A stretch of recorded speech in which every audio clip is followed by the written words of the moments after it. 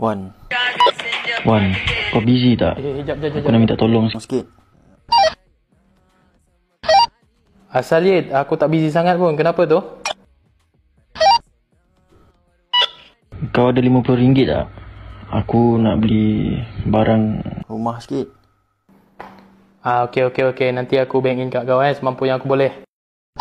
Okay, thank you Wan.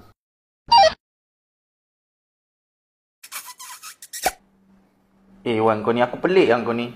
Kau ni tak adalah kaya mana tapi asal kau pinjamkan duit kau dekat member kau Sebab aku tahu rasa dia ketika kita memerlukan tapi tak ada siapa pun yang kisah dan datang.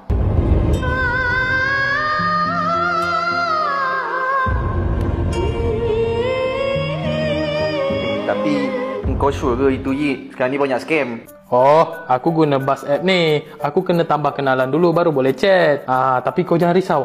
Security dia betul-betul kuat, betul-betul mantap, kau tahu tak?